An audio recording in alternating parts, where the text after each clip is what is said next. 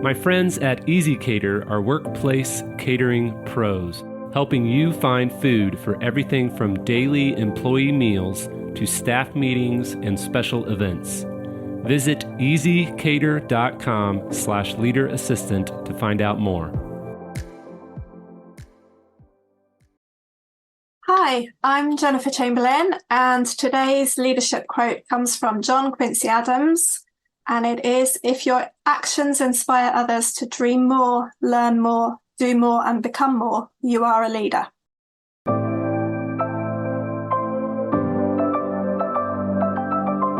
The Leader Assistant podcast exists to encourage and challenge assistants to become confident, game-changing leader assistants.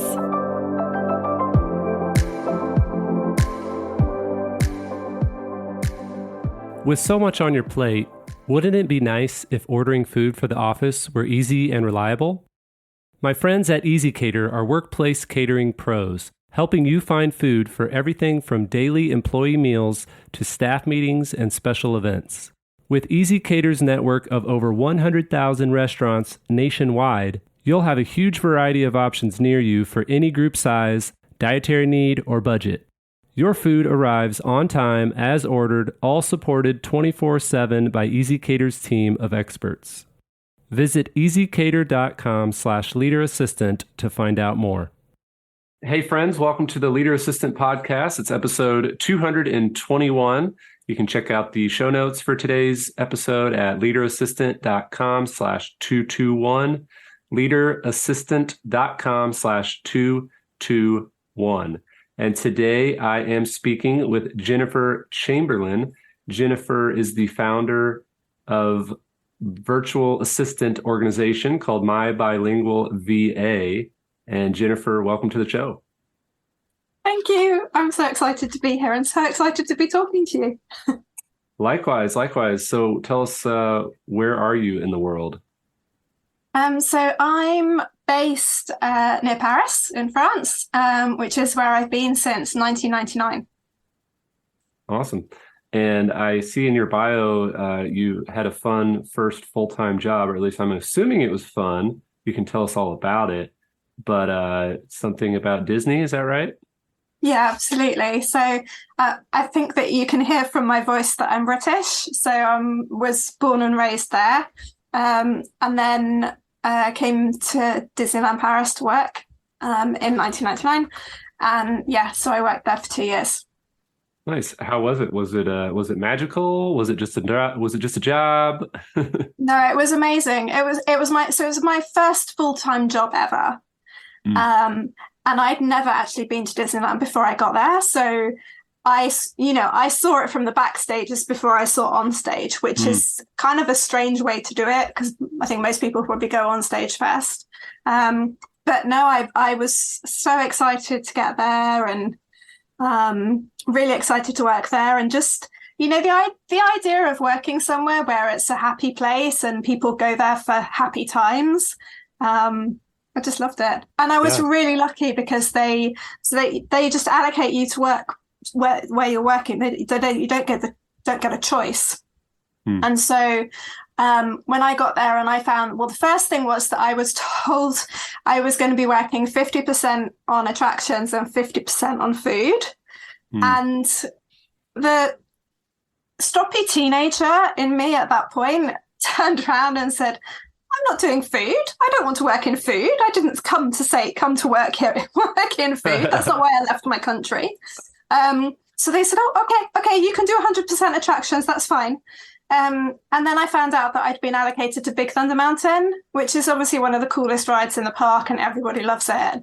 And I was just chuffed to bits. Yeah. I got to be a cowboy, so I got a cool costume, and it was just awesome. Love it. Well, what took you from Disneyland to the world of personal/executive assistant? So I did a couple of years in Disney, absolutely loved it. And then realized that it probably wasn't going to be something that I wanted to do for the rest of my career. And I was bilingual by that stage. And so being bilingual and near to Paris, the kind of obvious choice of somewhere to look for work was secretarial work. I'd already done a little bit in the UK, so I had an understanding of what it would be. And I was really, really fortunate that a fantastic headhunter looked at my profile and saw some potential there. And so she put me forward to actually one of the big four. It was one of the big five at that point. And so I was offered a job as a junior bilingual secretary in the tax and legal department, working on French wealth tax returns. So that's a little bit different than Disney. It was very, very different. Yeah. I mean, it's the very high end of the people who go to Disney who are concerned by that, but right. So there is a connection there. Wow. So then but, yeah. you ended up making your way back to Disney though, right? Is that right? Yeah. So then I had my career evolved. So I did 9 months in one of the big four. And then I moved to a law firm where I was the second PA to a partner in mergers and acquisitions. So I did my experience there until I had enough and said, I want to be the first PA now. You know, I can do this. I know what I'm doing. So then I moved to a bank where I got a fabulous corner office, got my name on the door, a really nice balcony. I was really happy. Worked there. Then I got itchy feet again and I moved to working for an ONG. And then I joined an HR department. So that was very different because rather than be an EA, I was a team assistant. And the whole ethos of their HR team and pool of assistants was that we were all interchangeable. So we could be doing anything. There were a few tasks that dedicated people did, but otherwise it was a pool of different people. So I worked there, had my children, because it was that time of my life. And then that came to an end. And I had the opportunity, by that stage, I kind of had so much experience that I was really thinking about, well, what am I going to do? And so France has a really great system of kind of skills-based assessments that they make you go through a series of interviews with an HR professional. And they kind of conclude from that where they think you'd be best suited to going further and developing your career. And so it was recommended to me that I do an HR qualification. So I had that opportunity. Thank you very much to the French state and the French government because it was all funded, which was awesome. And so, yeah, I went to I did a 1-year HR degree and I went back to Disney as an intern in their HR department. Okay. And then you decided you didn't want to do HR and you wanted to go back to assistant, or how did that transition? What put you back to the assistant world? I was really lucky that when I went back into the workplace after that, I found roles which were all encompassing. So they were general EA, but then with the HR as well, because they were in smaller companies where there wasn't necessarily a huge HR department. And that's the real beauty of smaller companies. You get to do everything. Whereas in bigger companies, you're very much siloed off. And of course, you can move from one thing to another, but I think it's harder. So, yeah, that was and I think that's how I became, kind of this generalist who, has seen a bit of everything. Awesome. So during your career as an assistant working for these different various companies, what was maybe your favorite part about those times? And then what was your least favorite part? I'm very much, my purpose is very much to serve other people. And that's what we do. That's the crux of it.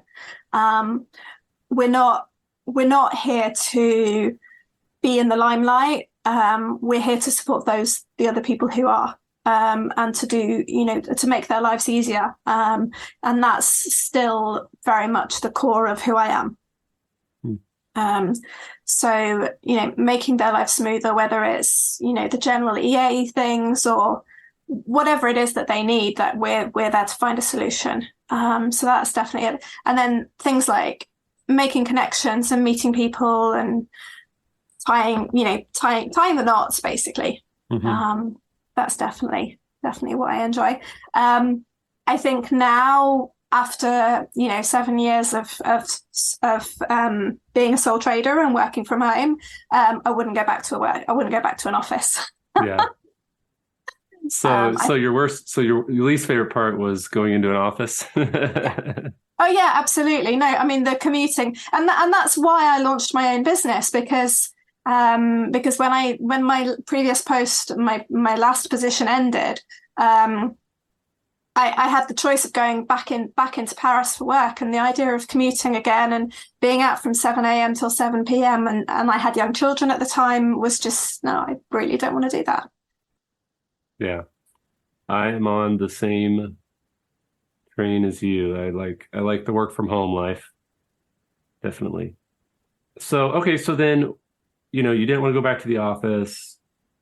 How did you come up with, okay, I'm going to start a VA firm, or did you just start like, hey, I'm going to support people remotely and see what happens? Is that and then it just grew from there?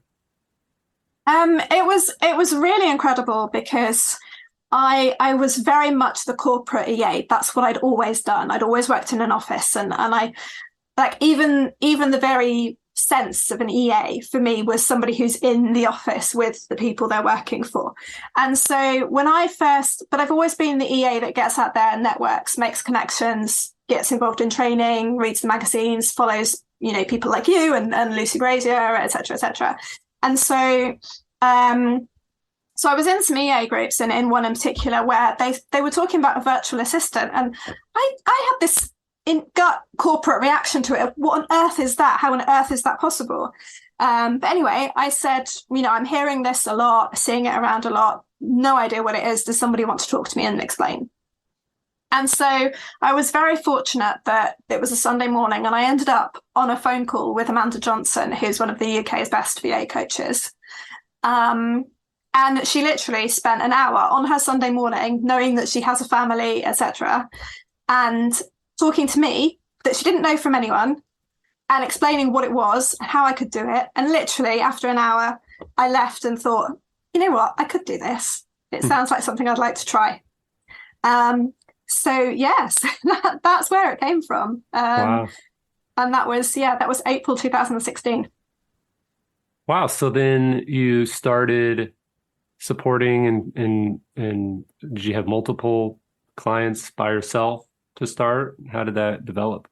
Yeah, so I was really lucky that in the position that I was finishing off, I literally had about 7 weeks of gardening leave or something. So that was brilliant. So it gave me time to be at home, be preparing my business, create the Facebook page, the website, all of those things, do the marketing, and most importantly, make the connections. So I started, my first jobs were associate jobs for other more well-established VAs who'd been doing it for longer than me. And that was the best place to start, really, because it gave me, it gave me the opportunity to prove what I could do.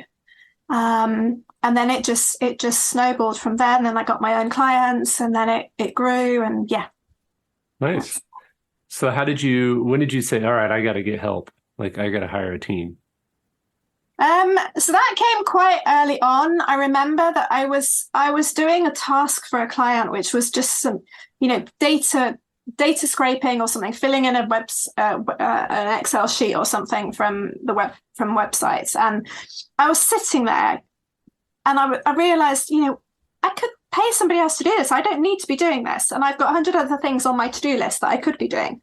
So because I was in those VA groups and I was making those connections, I went into one of them that I trusted. And I said, I've got this task. Is anyone available now to do it? And literally within 10 minutes, I took the first person who said yes. And because it was a trusted VA group, I knew that I could trust the person that I was giving it to. so it went from there, really. It wasn't that I then went on and did client work, but I think I did a proposal or something for someone else that just freed up my time. And it was a massive revelation because it was suddenly, oh, I can, this hour in front of me, well, I can be billing it, and then she can be billing it, and then we're making more money. Which is awesome. I like this. And that's one of the things that I love most about having my own business is I'm not reliant anymore on a salary that comes in, a pay slip that comes in at the end of the month, but money can come in at any time of the month. Yeah. Which is awesome. Oh, nice. So what's maybe your number one tip then for whether you're a virtual assistant or you're an executive assistant that's maybe hybrid in office and remote? What's your number one tip for working from home and working, out of the office?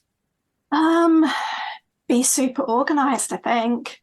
Have your tools and set clear boundaries as well. Just because you're working from home, it doesn't mean that, you should be doing anything at any time of day. So respecting those boundaries and those limits. Nice.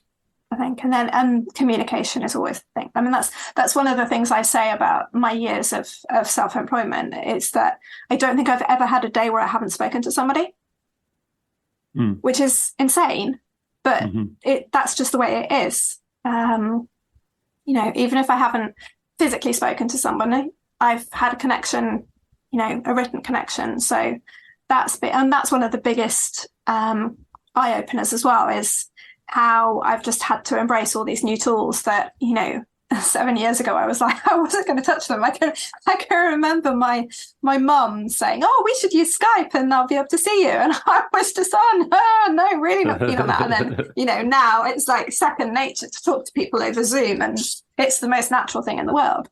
Right. Well, so speaking of tools, what's one of your favorite tools that, you use in your business? I think it has to be Slack. Okay.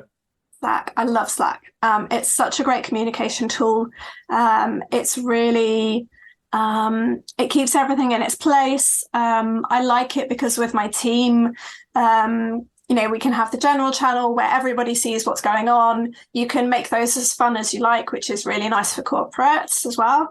And then having those dedicated channels, like for if I've got 2 or 3 people working on the same client, then we've got a dedicated channel and everything stays there and we know where it is and you can go back and search it. So yeah, Slack is probably up there. My second would be Trello, I think. Love a good Trello board. Nice. And how many assistants work on your team now? So I have around 10 that work with me on a regular basis, but they're not just assistants. So because of the wide range of tasks and services that we offer, it includes things as wide as the general EA, but also social media admin, translations, proofreading, subtitling videos. So there are different professionals. And then because we're a multilingual team, there are different languages spoken as well. So it's not, I was saying to somebody the other day, I couldn't hire, instead of those people, I couldn't hire one person because I wouldn't find that unicorn who would be able to do all of the things that they can do individually. And it's really where I'm just thinking as I'm saying this, that the sum of the parts is so much greater than the parts on their own. Nice. So tell us a little bit about, you've been running this business for how many years now? 7. 7? Yeah. Yeah, it'll be 7 in about a week from when we're recording this. Nice. So when did you, or I guess the first question should be, have you gone from, all right, I'm growing my business, I'm operating my business, to helping other people who want to start a virtual assistant business or who want to become a virtual assistant? Have you gotten into that world at all? Yes, absolutely. So a couple of years ago, I got that was really something that I wanted to do. And I started mentoring new VAs. But I was absolutely adamant that I didn't want to be stepping on anyone's toes and doing it in a way that didn't feel right. So I had my niche for that was French speaking VAs. So I've done some mentoring. I've had, conversations, and I'm always open to chatting with new VAs and telling them, little bits about what I know and answering their questions. And then I did run a mastermind group for 3 months. So that was great. But unfortunately, the French speaking VAs aren't necessarily as ready to invest in themselves as maybe the English speaking world is. So it didn't really take off. But I'm still, it's still something that I'm passionate about. Yeah. Nice. Well, is there anything that, you've got people listening from all over the world, assistants, virtual assistants, personal assistants, administrative assistants, executive business partners, all the different titles in the administrative profession listening right now, what's one thing that you want to say to those listening to kind of leave them with? I think the biggest thing that's on my heart is never, ever, ever say that you're just an assistant. Because, you're never just an assistant. There's so much to it, and never put yourself in a box. Whether you remain a corporate PA for 40 years and your whole career, or whether you branch out and dare to do something different and dare to move on from it, there are so many opportunities, and your path is your path, and do what lights you up. Awesome. Well said, Jennifer. Thank you so much for sharing your story and your insight for assistants all over the world. So what's next for you? So it's a super, super exciting time. I've just completed a certification program to be an online business consultant. So that's really what I'm transitioning into. I'm going to keep I want to offer the business support services that we've become known for to multilingual entrepreneurs. But I also want to offer that business consultancy side because I see so many people, young entrepreneurs, business professionals needing that support, that I really want to offer the mindset and the strategy and the confidence so that they can, grow their businesses even more. So that's really what I'm excited about. And it's given a whole new sense to what I'm doing. So watch this space. Nice. Awesome. And that would be like if assistants listening are like, oh, I've always wanted to start an online business, you would be the person to reach out to? Yes, absolutely. Absolutely. Awesome. But also those entrepreneurs out there who, are maybe struggling in their business, but they don't quite know what they need. So one of the things that I'll be offering is an online business audit. So that's just sitting down with me, going through, the basics of your business and seeing, doing kind of a SWOT analysis into it. And then seeing how, a VA or somebody could support them further. So it's super exciting. Wow. Yeah. Congrats, by the way. And that's awesome. Thank you. Where can people reach out to you? What's the best place for them to say hi and learn more about what you're up to? So I'm on LinkedIn. That's probably the best place. So Jennifer Chamberlin, MBVA. And then my website is My Bilingual VA. Perfect. And I'll put those links in the show notes at leaderassistant.com/221. And yeah, thanks again for being on the show. Best of luck to you, and we'll talk soon. Thanks. It's been great.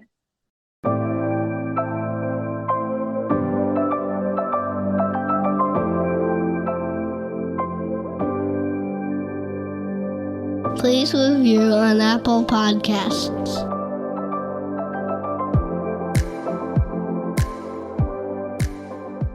GoBulls.com